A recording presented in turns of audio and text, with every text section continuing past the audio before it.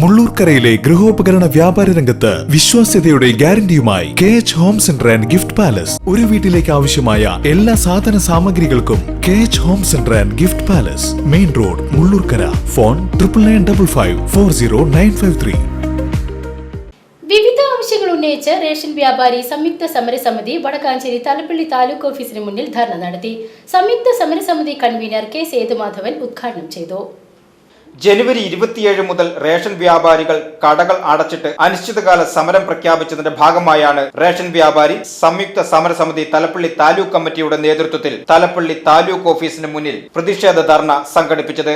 Ration വ്യാപാരികളുടെ വേതന package കാലോചിതമായി പരിഷ്കരിക്കുക, അനുവദിച്ച വേതനം കുടിശ്ശിക വെക്കാതെ അതാതു മാസം ലഭ്യമാക്കുക, ഡയറക്റ്റ് ബെനഫിറ്റ് ട്രാൻസ്ഫർ നടപ്പാക്കുവാനുള്ള കേന്ദ്ര സർക്കാർ തീരുമാനം ഉപേക്ഷിക്കുക, പൊതുവിതരണത്തെ തകർക്കുന്ന നടപടികളിൽ നിന്ന് കേന്ദ്ര സർക്കാർ പിന്മാറുക തുടങ്ങിയ ആവശ്യങ്ങൾ ഉന്നയിച്ചാണ് റേഷൻ വ്യാപാരികൾ കടകൾ അടച്ചിട്ട് അനിശ്ചിതകാല സമരം തുടങ്ങിയത്. താലൂക്ക് ഓഫീസിന് മുൻപിൽ നടന്ന പ്രതിഷേധ ധർണ സമരസമിതി കൺവീനർ K. സേതുമാധവൻ ഉദ്ഘാടനം ചെയ്തു.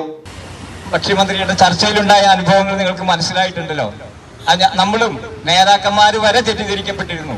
കാരണം എന്താ വെച്ചാൽ ഭക്ഷ്യമന്ത്രി മനോഹരമായി ചിരിക്കും, മനോഹരമായി ചർച്ചയ്ക്ക് വിളിക്കുമ്പോൾ ഇരിക്കൂ, സന്തോഷം, നമുക്ക് കാര്യങ്ങളൊക്കെ ഭംഗിയായി നിർവഹിക്കാമെന്ന് പറഞ്ഞ് മനോഹരമായി സംസാരിക്കും. ആ സംസാരം മാത്രമേ ഉള്ളൂ എന്നുള്ളത് കഴിഞ്ഞ കാല അനുഭവങ്ങൾ ഞങ്ങളെ പഠിപ്പിച്ചിട്ടുണ്ട്.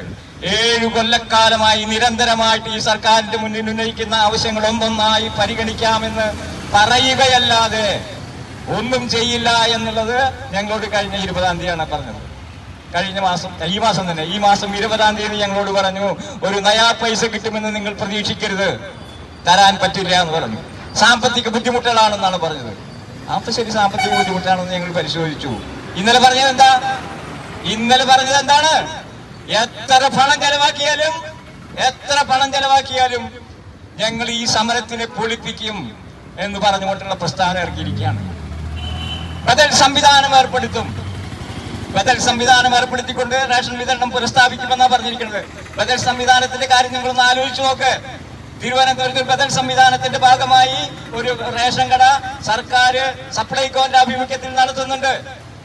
സമരസമിതി ചെയർമാൻ പ്രതീഷ് അപ്പു അധ്യക്ഷത വഹിച്ച യോഗത്തിൽ Sebastian KP, KK Ramachandran, AC Nisha, V Sreedharan, Kannan Chettootty, VR Balaji തുടങ്ങിയവർ പങ്കെടുത്ത് സംസാരിച്ചു. പ്രതിഷേധ പ്രകടനമായെത്തിയാണ് ധർണ തുടങ്ങിയത്. VCV news, Vadakkanchery.